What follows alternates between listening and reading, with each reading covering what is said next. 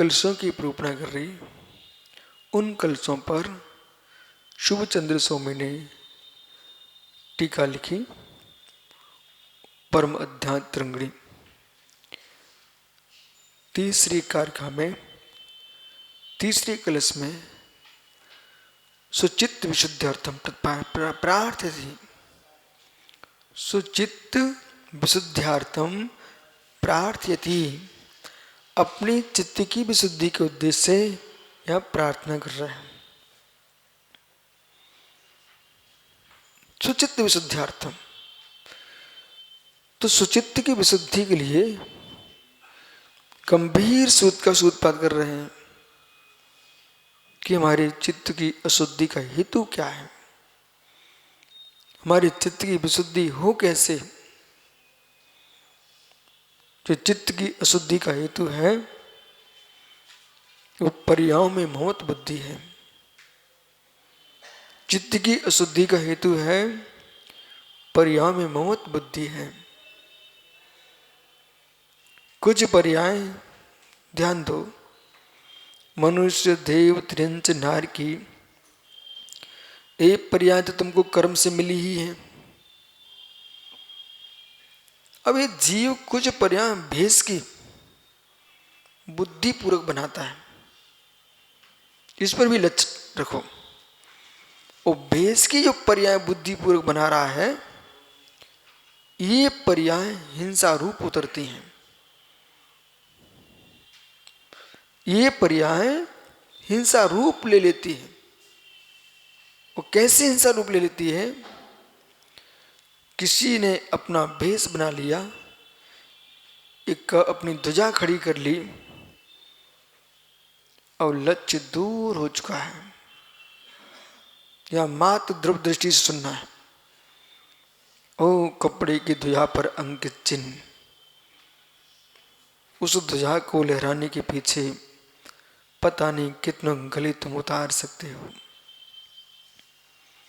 जिस ध्वजा से आत्मा का कोई संबंध नहीं है, अत्यंत अभाव है, आपने कोई अपना भेष बना लिया। भेष जो बनेगा, या तो वस्त्र शून्य दिगंबरत्व को प्राप्त किया आपने।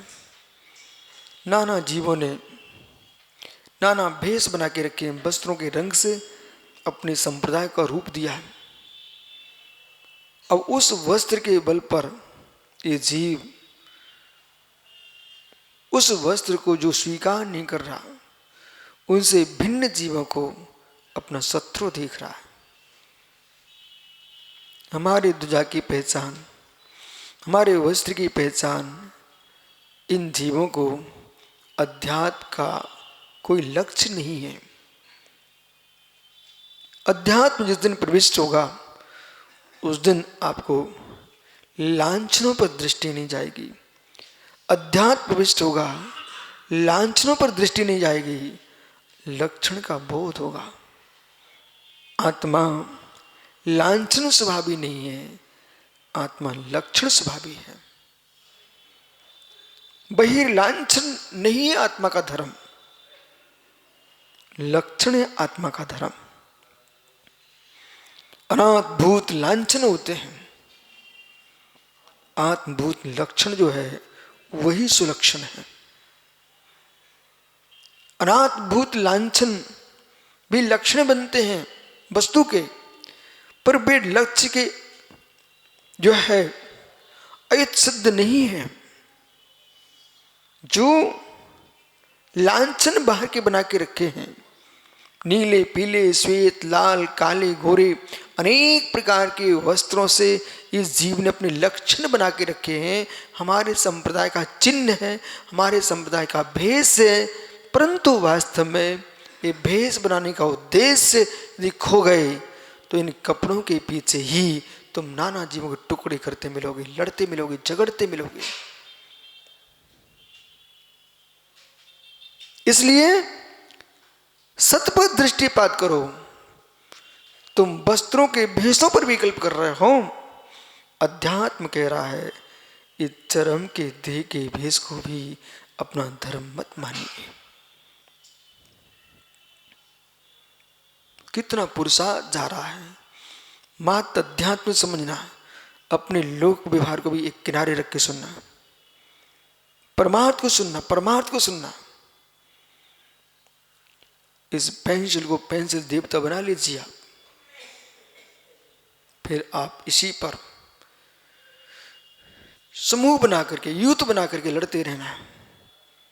इसका तुम्हारी आत्मा से कोई संबंध नहीं है, आत्म धर्म से कोई संबंध नहीं है। यही हो रहा है पंडित जी, करोड़ों करोड़ों मिसाइलें दग रही हैं, करोड़ों करोड़ों जीवों की मौत हो रही है, एकमात्र एक स्थान पर, बोले मेरे इष्ट का स्थान, मेरे इष्ट का स्थान, मेरे इष्ट का स्थान, मेरे इष्ट का स्थान। अब मैं स्पष्ट कहूं, यदि आपको कोई इष्ट मानता है सारस्वत सागर जी, आप सच्चे यदि साधु हो, अपने इष्टों से कह देना कि मेरे वर्तमान के देह पर तुम राग मत करना, हम उपदिष्टा हैं, मेरा देह जो तुम्हें दिख रही है ये न भगवान है, न थी, न होगी। तुम मेरी देह के संस्कार जहाँ करो वहाँ चबूतरा बना करके युद्ध खड़े मत कराना। मेरा संबंध आपका श्रद्धेय संबंध है, यहीं तक है, बाकी बात समाप्त। अन्यथा तुम चबूतरे बनाओगे, फिर पंथ बनेंगे और हिंसा भड़केगी। इस परम अहिंसा को जो जानता है, इसलिए तीर्थंकरों के तो शरीर कपूर की भांति उड़ गए, उड़ गए। यदि अध्यात्म दृष्टि तुम्हारे पास है तो इस सोच को आप मुझे सुनो और समझो, गूढ़ विद्या को समझो। जो इष्ट बन के आते हैं चले जाते हैं, पर बाद में कितना अनिष्ट होता है श्रीहंस पंडित से पूछो। एक एक विलस्त स्थान पर कितनी हिंसा हो रही, होती है, होती रहेगी। यदि इष्ट जन करुणाशील नहीं हुए, बोल के नहीं गए कि हम मात्र श्रीयांश पंडित के इष्ट नहीं है, हम एक जीव द्रव्य हैं, हम एक आत्मा हैं, हमारा लक्षण ज्ञान दर्शन है, उपयोगमयी है। उस उपयोग को हमने विशुद्ध किया है, फिर शुद्ध किया है, फिर सिद्ध हुए हैं। इस पर विकल्प करके आप मुझे अपना इष्ट मानते हो, तो जो मैं हूं, ऐसे पृथ्वी पर जितने जीव द्रव्य हैं वे वैसे ही हैं, वे सब तुम्हारे इष्ट हैं। द्रव्यार्थिक नए से देखो, बात जम रही है, सत्य है पंडित जी, भूतार्थ है।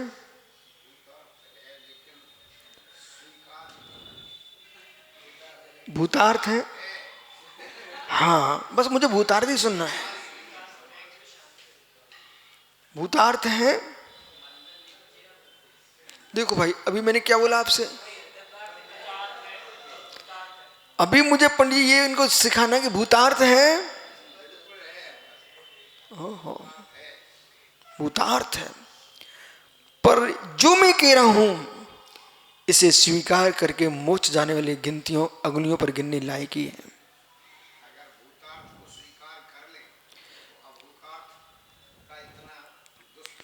जो भी हो रहा है मैंने बहुत गहरे में सोच लिया है, सामयिक में सोचा, आर्क में जाते सोचा, निहार में जाते सोचा, बिहार में सोचा कि विकल्प जो भी संसार में चल रहे हैं अभूतार्थ के पीछे चल रहे हैं।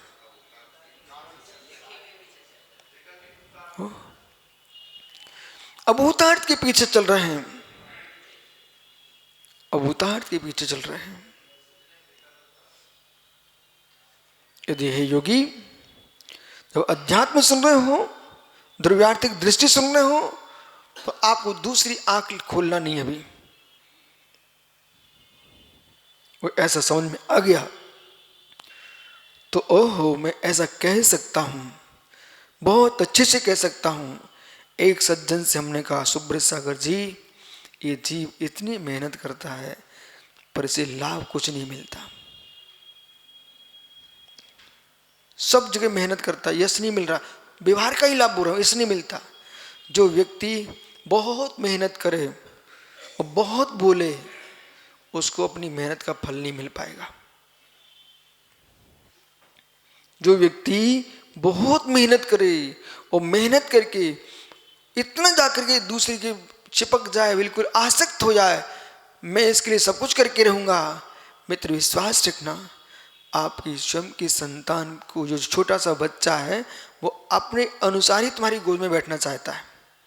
नहीं मानो तो प्राचार्य जी से मिल लो, उनका पोते 2 लेके आते, वो उनकी इच्छा होती तो वे अपनी दादा की गोद में बैठते हैं। यदि दादा उस दोनों बच्चों को गोद में ऐसे ले करके बैठ जाए, वो हिलने नहीं दें, बच्चे चिड़चिड़ाएंगे, अपने हाथों के इनके शरीर पे मारेंगे, बोले छोड़ दो, मुझे बाहर जाने दो। वो भी बाहर घूमना चाहते हैं। आप विश्वास न हो तो आप करके देख लो, बेबी दूर जाना चाहते हैं।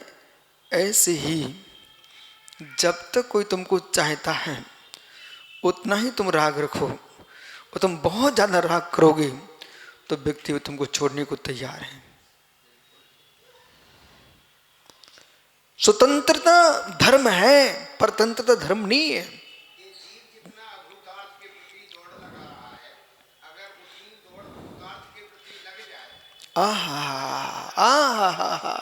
धन्य आपके विचार।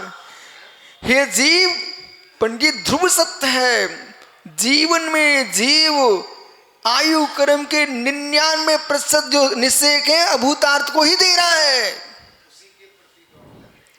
जहां देखो आप जिनको श्रेष्ठ से श्रेष्ठ के रूप में तुम देख रहे हो मित्र, उनको भी दूर से जाके देखो, तटस्थ भाव से तुम मिलेंगे। बाद में बात अभूतार्थ की करते मिलते हैं, तब लगने लगता है कि भूतार्थ कितना कठिन है। निश्चय में भूतार्थम विभावरंत भूतार्थम भूतार्थ बोध विमुखा प्राय सर्वेपि संसारा। निश्चय भूतार्थम, निश्चय ही भूतार्थ है, विभार अभूतार्थ है। भूतार्थ बोध विमुखा प्राय सर्वेपि संसारा। अब इस श्लोक को वो तो पंडित जी हम सुना रहे हैं, सो आप सुन रहे हो, नहीं तो इस श्लोक को ही सुनने के लिए तैयार नहीं, लोग लठ लेके आ जाते हैं, आपको बहुत अच्छे से मालूम है।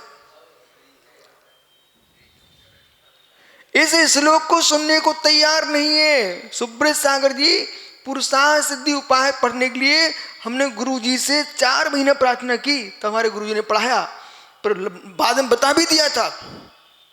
मैंने कहा इस ग्रंथ को लोग संघों में पढ़ाना बंद क्यों कर दिया गया है? बोले निश्चय प्रधान कुछ श्लोक हैं।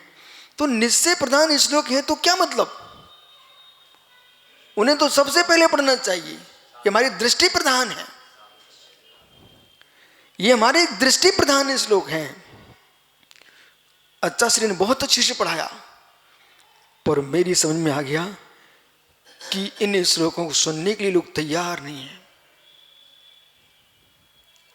इस बात को कहने को तैयार नहीं हो पा रहा है। निश्चय में भूतार्थम, निश्चय ही भूतार्थ है, विभार अनंत भूतार्थम, विभार भूतार्थ है, भूतार्थ बोध विमुखा पंडित आगे प्रायः सर्वेपि संसारा। अब प्रश्न यह है, दृष्टि के विषय को वृत्ति में नहीं लाना चाहिए, दृष्टि की वृत्ति बनाना चाहिए। ये गहरे में आओ राकेश पंडित, खुश हो।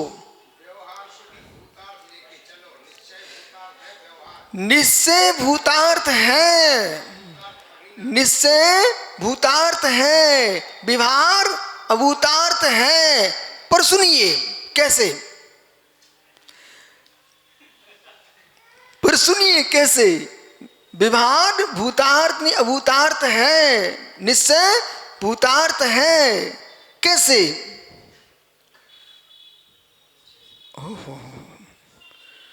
जो व्यवहार को एकांतिक अभूतार्थ बोलते हैं, जो व्यवहार को एकांतिक अभूतार्थ बोलते हैं, उन्होंने तांडव करा रखा।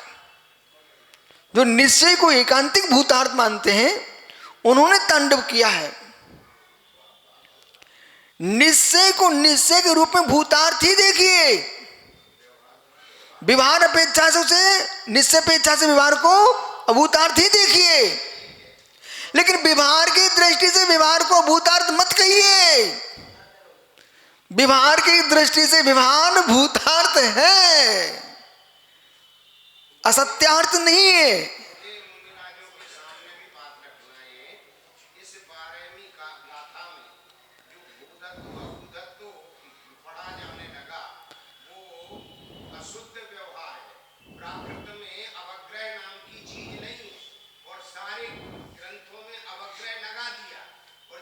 छपा पहले से वो सारा ही असत्य छपा, तो छपने के कारण, और आचार्य अमृतचंद्र ने भी उसी छपने के कारण अशुद्ध टीका कर दी। जयसेन स्वामी ने अभूतार्थ रूप में ग्रहण कर लिया।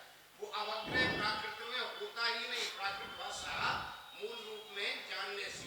तो इसीलिए या तो वो करते गाथा नहीं बन पाती है, अगर आ लिख देते तो।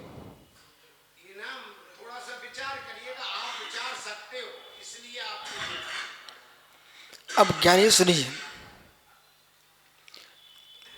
जो भी जयसेन स्वामी की टीका है सब में अवग्रह लगा हुआ है। और आचार्य जयसेन स्वामी ने अपनी टीका में भी अवग्रह ही लगाया है। आइए, निश्चय में भूतार्थम विभाण वर्णंत अभूतार्थम। ये तो मैं बोल रहा हूं अभी किससे? पुरुषार्थ द्वीपा से। ये पुरुषार्थ द्वीपा से बोल रहा हूं। निश्चय में भूतार्थम विभाण वर्णंत भूतार्थम भूतार्थ बोध विमुखा प्रायः सर्वेपि संसारा। दृष्टि बिल्कुल विशुद्ध है, दृष्टि बिल्कुल पवित्र है। अब देखिए, योगी का लक्ष्य जो है, जितने मुनिराज हैं अपने आप को त्यागी मानते हैं, साधु वर्ग हैं, इन्हें इस बात का लक्ष्य रखना ही पड़ेगा अपने अंदर में। आपने नाश किया है, हिलना नहीं अब कोई। आपने नाश किया है, आप कुल नाशवंत लोग हो, हिलना नहीं कोई। इतने बाल ब्रह्मचारी मुनि बन गए पंडित जी, तो व्यवहार से देखो कुल नाशक ही लोग हैं। कैसे हैं? कुल नाशक। आपने कुल की वृद्धि को रोक दिया है। कुल की वृद्धि रोकने पर आदमी त्राहिमाम करता है। तुम मुस्कुरा रहे हो तो तुमको कोई दूसरा कुल दिखना चाहिए, और तुमको दूसरा कुल दिख रहा है तो कुलवान भी तुम्हारे लिए नमस्कार करते हैं। इतना बड़ा तुमने निर्णय लिया है, कुल की वृद्धि का विचार न करके तुम साधु बन गए हो। अब आपको सिद्धों के कुल में जाने का पुरुषार्थ करना चाहिए। और साधु कुल में आ चुके हो तो आपने एक कुल की वृद्धि की है। उत्पत्ति 6 हेतु, उत्पत्ति 6 हेतु, उत्पत्ति का हेतु 6 होता है। गृहस्थ कुल के 6 न होता तो साधु कुल की वृद्धि न होती। बोलो बराबर। ओहो, यहां पंडित ऐसे गंभीर विषय आते हैं सामने, फिर सभी मुरझाए शांत हो जाते हैं। तो उत्पत्ति 6 हेतु अपने पास सहेतुक व्याख्या है, अहेतुक नहीं है। और अहेतुक भी है, वो सहेतुक है। अहेतुक की सिद्धि भी सहेतुक है। अहेतुक की सिद्धि सहेतुक है, और जो सहेतुक है वह अहेतुक के लिए है। निर्गंथों की चर्या सहेतुक है, अहेतुक की सिद्धि के लिए है। जिसमें हेतु लगना समाप्त हो जाए वही सिद्ध पर्याय है। जिसमें हेतु न थे, न होंगे, न रहेंगे, वही जीव का परम पारमिक भाव है, वही परम पारमिक भाव है। अब वो आप जब चिंतन करेंगे इतने गंभीर विषय तक, तब कर लेना। अभाग्य तुम्हारा तुमको आज सुनने को मिल रहा है, उसे सुनो ध्यान से। तो निश्चय भूतार्थ है निश्चय दृष्टि से, परंतु जो अभूतार्थ है उसका अर्थ असत्य नहीं करना चाहिए। पंडित जी, जो अभूतार्थ है वो असत्यार्थ नहीं है, अप्रयोजनभूत है। आइए इसको मैं वेदांत में लेके जाता हूं। इधर देखो, ये सब कुछ माया है, ये सब कुछ माया है, ये सब माया है। तो माया शब्द पर विचार कीजिए, जिसको जैनाचार्य ने अभूतार्थ शब्द का प्रयोग किया है, ये सब माया है। माया से तात्पर्य अवस्तु नहीं है। जो आप कल्पना मात्र मानते हो, वस्तु नहीं मानते हो, ऐसा नहीं है। छोटू,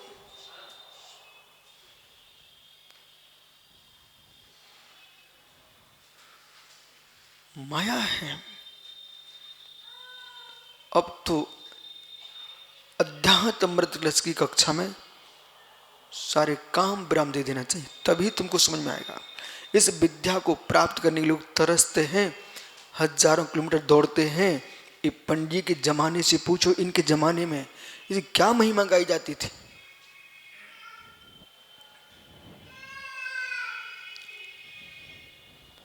शंकराचार्य ने पंडित जी दक्षिण भारत से उत्तर भारत सारे क्रियाकांडों को चुनौती दे दी थी। शंकराचार्य ने मंडन मिश्र को चुनौती दे दी थी, पार्थ सारथी को। हम लोग पढ़ते हैं सब, तभी तो बोल पाते। मुझे सब पता है कि इनकी कुंडली कैसी है। तो मालूम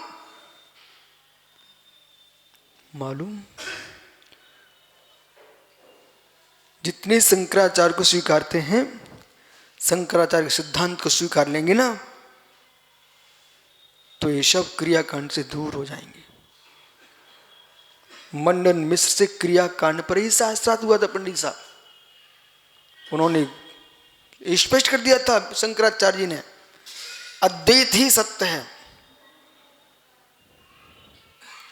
वही परम सत्य है।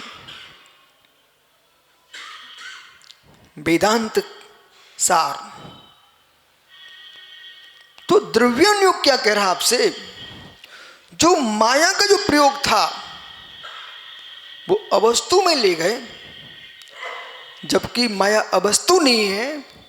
हम असत्य को देखते हैं, हम असत्य को देखते हैं। आप असत्य को देखते हो, हम असत्य को देखते हैं। मुझे असत्य दिखता है, जबकि असत्य होता नहीं है।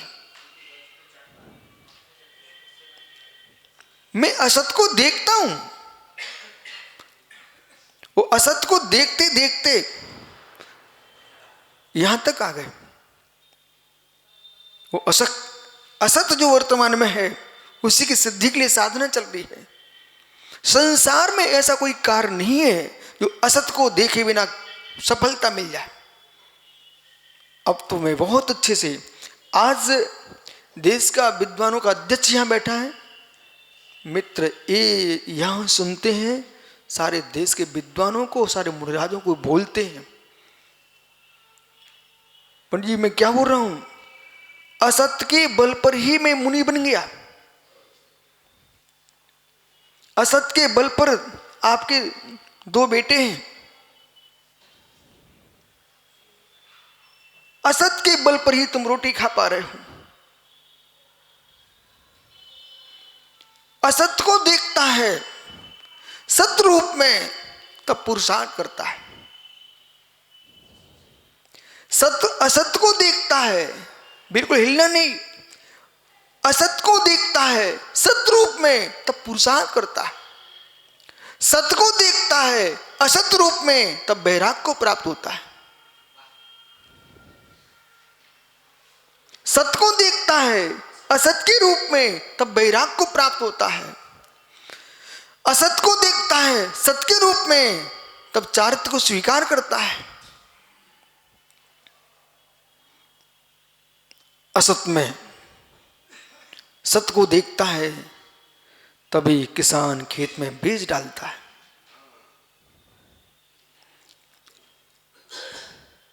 असत देखता है, असत देखता है, असत को देखता है मित्र, तभी कोई पुरुष अपने शरीर की शक्ति को स्त्री को देता, तब संतान को जन्म देता है।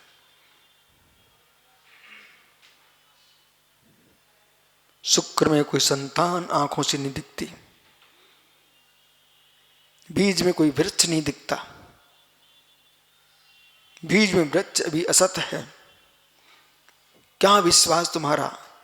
किसान बीज को जमीन में डाल दे करके, वर्तमान की पर्याय असत है, वर्तमान की पर्याय में भविष्य की पर्याय असत है।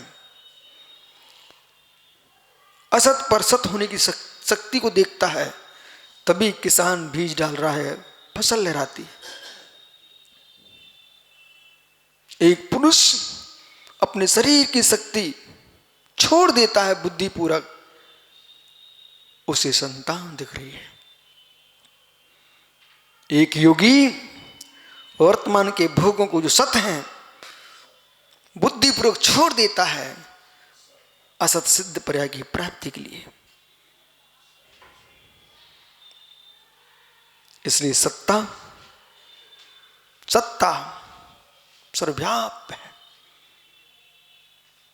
जो सत्ता सर्वव्याप्त है इसे लोग समझ नहीं पाए, इसे ईश्वरी सत्ता देख ली तो आपने कहना से ईश्वर सर्वव्याप्त है। हे मित्र, प्रत्येक जीव द्रव्य भगवत शक्तिभूत हैं, इसलिए ईश्वर सर्वव्याप्त है।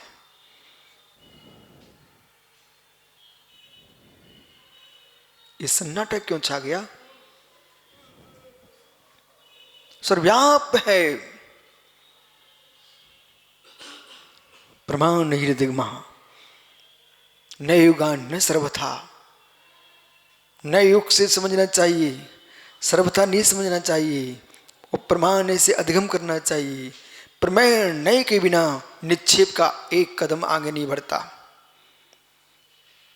अहो विद्युत वरण्य, प्रमाण नय के बिना निक्षेप एक कदम नहीं बढ़ सकता है, और निक्षेप के बिना तुम्हारा लोक व्यवहार चल नहीं सकता है। लोक व्यवहार भी नहीं चलेगा, परमार्थ भी नहीं चलेगा। बिना निक्षेप के तत्व का निर्णय संभव नहीं है, और निक्षेप जहां खेलता है वो प्रमाण नहीं होता है। क्या आनंद है।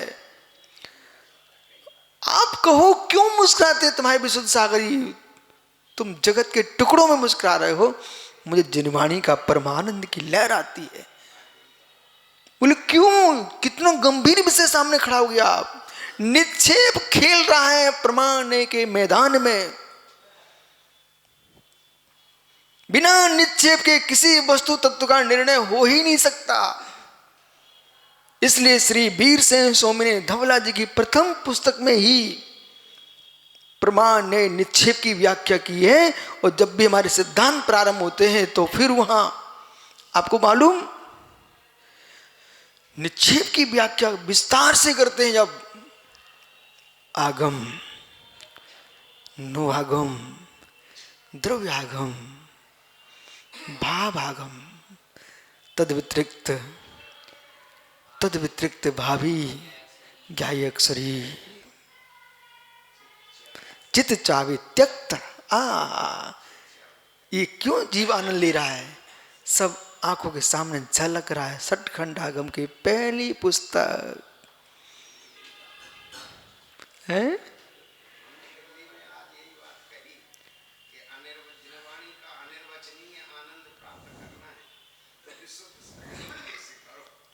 मिलेगा अनिर्वचनीय। अनिर्वचनीय आनंद, बिल्कुल सत्य है पंडित जी, अनिर्वचनीय आनंद है।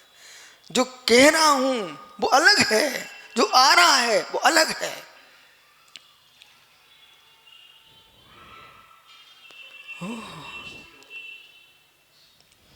मित्र, वो माया जो है ना, जो एक दो उपनिषद नहीं है बेटा, पूछो पंडित जी से कितने हैं। पंडित जी उपनिषद एक दो नहीं है। नहीं महाराज जी, 11 उपनिषदों पर तो शंकराचार्य ने भाष्य लिखा, लेकिन 108 उपनिषद हैं। पंडित जी 108 उपनिषदों का एक संग्रह हमने सुब्र सागर से कहा, मित्र बुलाइए, इनका काम है, हम तो कुछ करते नहीं, आपको पक्का पता है, जो कि जो कुछ है ये महात्मा जी बुला देते, हम पढ़ लेते हैं। इसलिए सबसे ज्यादा अध्यात्म है कठोपनिषद में।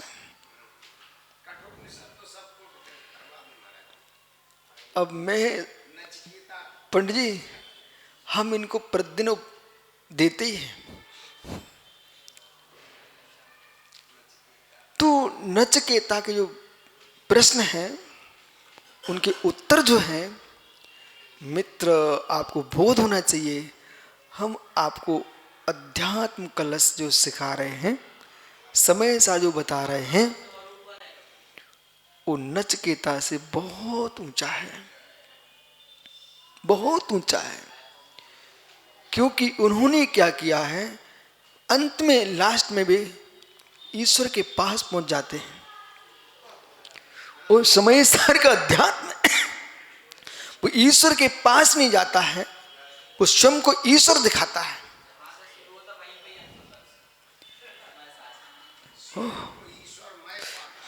जब समय सार का अध्यात्म देखते हैं तो हम ईश्वर के पास नहीं पहुंचते, हम स्वयं को ईश्वर के रूप में देख लेते हैं। इसका नाम है समय सार।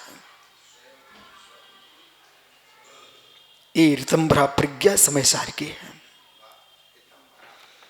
ये ऋतंभरा प्रज्ञा समय सार की है। इसलिए बहुत गंभीर निर्णय कराता है, अस्ति न नास्ति न, गंभीर निर्णय कराता है आपकी मीमांसा की कार्य का। सदैव सर्वम को निश्चय स्वरूपादि चतुष्टया, अच्छे से बोलिए।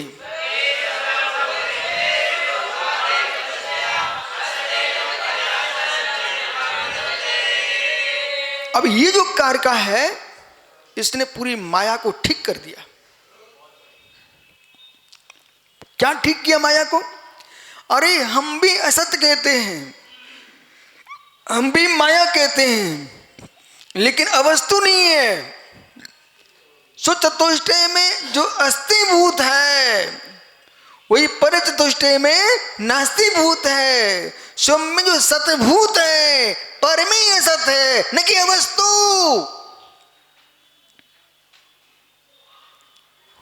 ये बहुत गहरा विषय है। आपको असत पर्याय का ध्यान में अवलोकन करना चाहिए।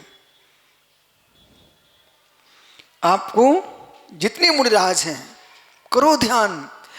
देखो बेटा, एक वो ध्यान है कि तुम पिंडस पदस रूपस रूपातीत ध्यान करो, एक ये ध्यान है कि वस्तु तत्व का निर्णय करो। मैं जिस सत्य को देख रहा हूं वो असत हो जाएगा, मैं जिस सत्य का ध्यान कर रहा हूं वो अभी असत है, मैं जिस सत्य का ध्यान कर रहा हूं, आप सिद्ध पर्याय का ध्यान करिए, मैं जिस सत्य का ध्यान कर रहा हूं वो वर्तमान में असत है। जो असत है उसकी उपलब्धि पर पुरुषार्थ है। वो असत को तुम कैसे देख पाओगे? ध्यान से ही देख पाओगे। और दृढ़ श्रद्धा के साथ जब बीज में किसान असत वृक्ष को देख करके फसल उगा लेता है, तो आप भी चारित्र की भूमि में निज आत्मा को डाल करके तुम निर्वाण की फसल उगाओगे।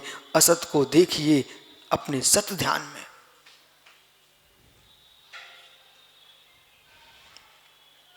भ्रांति कहाँ है? अभूतार्थ पर भूतार्थ दृष्टि। अब यहां क्या बोलना? सद्रव लक्षणम, सद्रव लक्षणम, सद्रव लक्षणम, सद्रव लक्षणम। ठीक। तो मेरा प्रश्न है, इस पेंसिल में क्या श्रेयांश पंडित जी का सत है? बहुत बढ़िया। बोल, कितनी जल्दी शब्द आया। नहीं।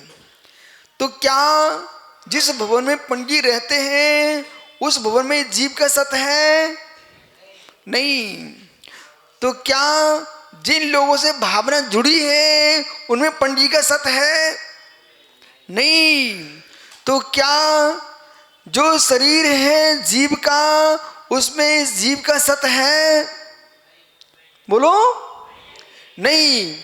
अब मित्र सुबह से शाम तक गहरा अध्यात्म, पूर्ण निष्ठुर बनाने वाला अध्यात्म, जिस देह में तुम्हारा सती नहीं है उसमें उपयोग शून्य देह में चिपके हो, तुमसे बड़ा मिथ्या दृष्टि कौन होगा?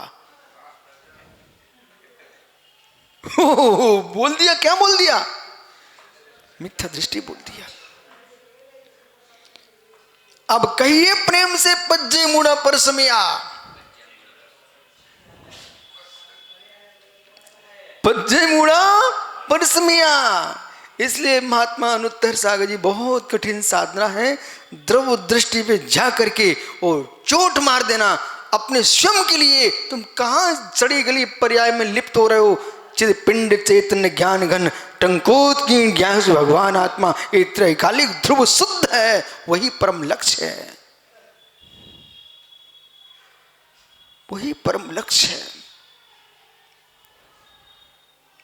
अन्यत्व में, अन्यत्व में अन्यत्व की खोज ही अज्ञानता है। अन्यत्व में अन्यत्व की खोज ही तो अज्ञानता है। मुस्कुराओ बेटा। हे मेरा नाम में मेरी ख्याति, मेरी पूजा किसकी?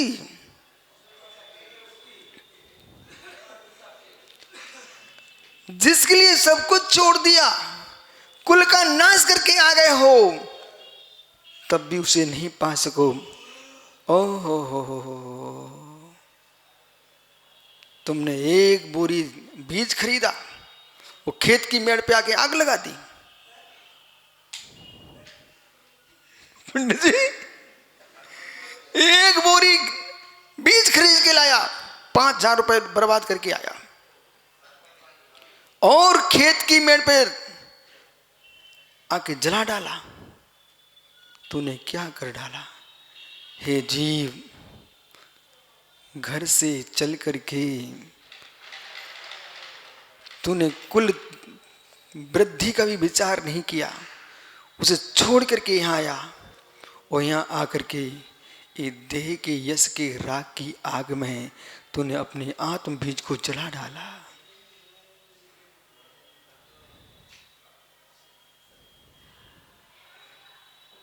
समझो जयेंद्र सागर जी, बिना उपदेश सुने बेटा मुनि धर्म जीवित नहीं रह सकता। नहीं मानो तो अकेले में श्रेयांश पंडित जी से पूछ लेना। इनसे लोग सलाह मांगते हैं, ये काम हम कर रहे हैं, ये कैसे आगे बढ़ेगा?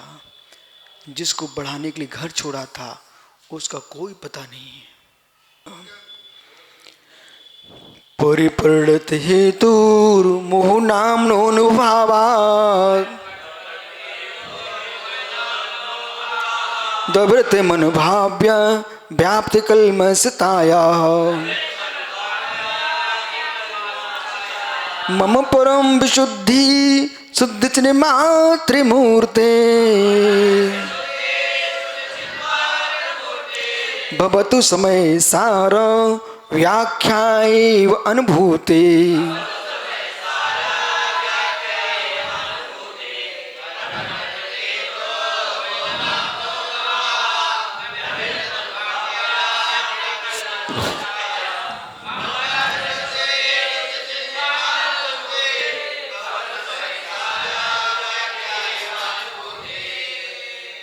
ओह हो, क्या लिख रहे हैं? समझ सत्यार्थ बोध हो जाए। पर परिणत हेतु मोह नाम।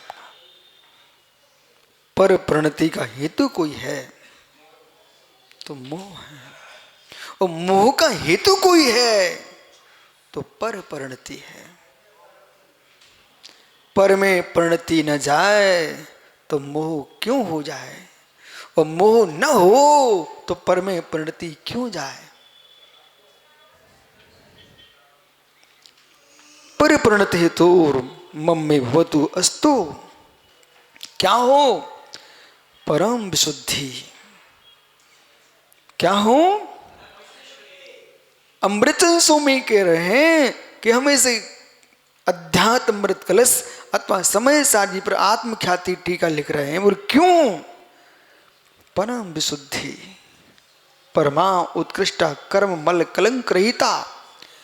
कर्म मल कलंक से रहित जो विशुद्धि है, साचो विशुद्धि विशुद्धता, वही विशुद्धि विशुद्धतर विशुद्धतम अवस्था को प्राप्त हो। कुतः अनुभूते, क्यों अनुभूते अनुभव, अनुभवात अनुभव होने से। कया किसका, कया तो किसका, किससे। समय सार व्याख्येयम्। महात्मा सारस्वत जी, श्रीयांश पंडित आपको देख रहे हैं, आपके प्रश्न का उत्तर ये लिख दिया। पकड़ो, आप तुम्हारे प्रश्न का उत्तर आ गया है। अभी अभी आपने प्रश्न किया, ये उत्तर सामने आ गया। आप पढ़ लीजिए, अनुभूति अनुवाद कया समय सार व्याख्यो। समय सार की व्याख्या में पदार्थेषु, पदार्थों में सार परमात्मा। जो सार है वो कौन है, परमात्मा। तस्य व्याख्या विशेषण, उसके व्याख्या के विशेष वर्णन से एवं निश्चय निश्चय से परमात्मा व्यावरणात् अनुभूति, परमात्मा के वर्णन करने से मैं परमात्मा तत्व की अनुभूति के लिए कर रहा। अभी क्या बोले पंडित जी, अनिर्वचनीय। आपने क्या बोला, तो अनिर्वचनीय। देखो, अनिर्वचनीय अलग शब्द है और अनिर्वचनीय अलग शब्द है, कातंत्र में आया है। आइए, तो अनिर्वचनीय जिसका व्याख्यान करना कठिन है। देखो देखो देखो,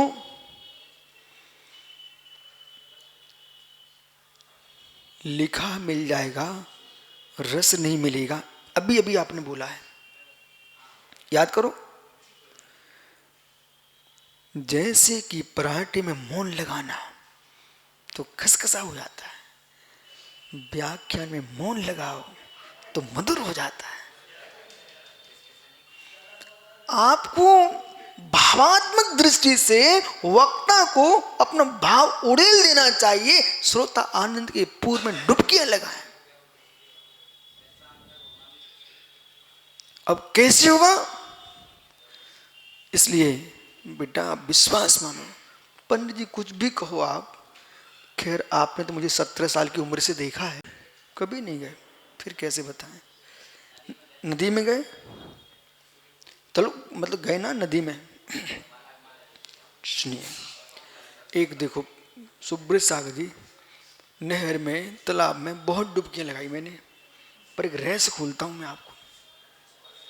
रहस्य ये है, पानी भिन्न है। पंडित जी आपने भी छोटे में खूब डुबकी लगाई होंगी, वो आनंद के पास जाओ एक क्षण के लिए।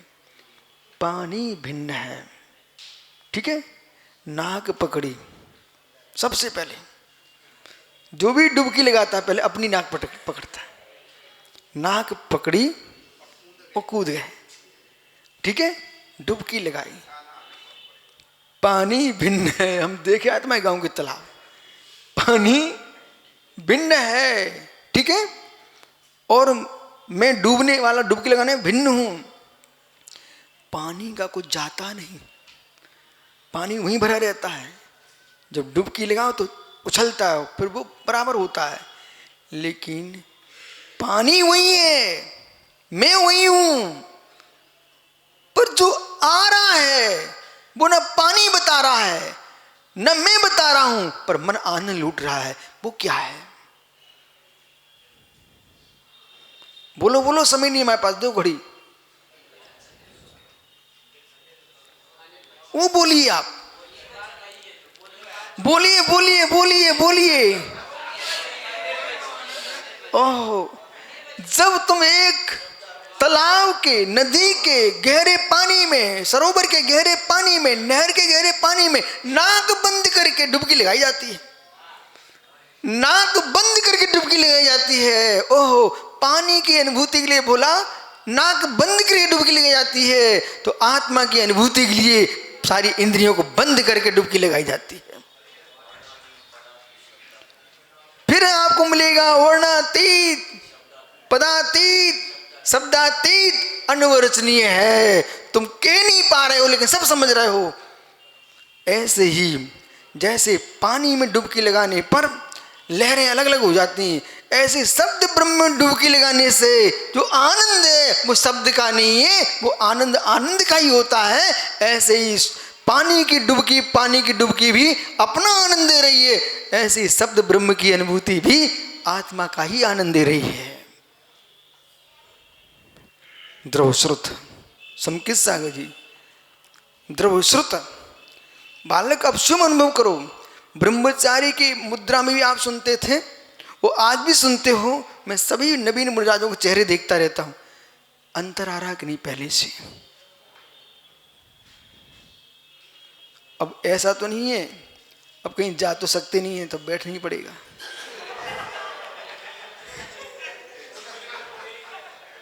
आइए, ततो विशुद्ध भवतु अथवा समय सार आख्यामिदम शास्त्रम तद व्याख्याया। जो समय सार जो शास्त्र है, इदम शास्त्रम तद व्याख्याया, जो उसकी व्याख्या कृत्वा करके करके अनुभूति तत्शुद्धिश्च, जो अनुभूति है उसकी शुद्धि, कस्य किसकी? शुद्ध चिन्ह मात्र मूर्ते, शुद्ध कर्म कलंक रहितम, शुद्ध कर्म कलंक से रहित, चिन्ह मात्रम ज्ञान मात्रम, चिन्ह मात्र में नहीं ज्ञान मात्रम, तदे मूर्ति यस्या, वही है मूर्ति, सा तथोक्ता तस्य विभार दशायाम, विभार दशाम तो किम लक्षण है? क्या लक्षण? अविरतम निरंतरम अनुभाव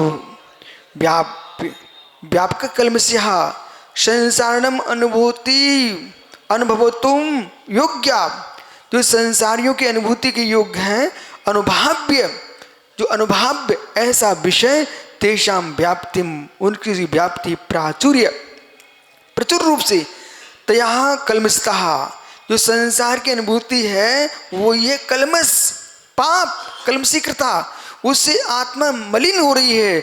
सात थुक्त तथ्या तस्या, उसे इस प्रकार से कुतः कैसे? अनुभवात प्रभावात, प्रभाव से, कस्य मोह नामना। जब विषयों के कलमस से डूब जाए तो क्या होता है फिर?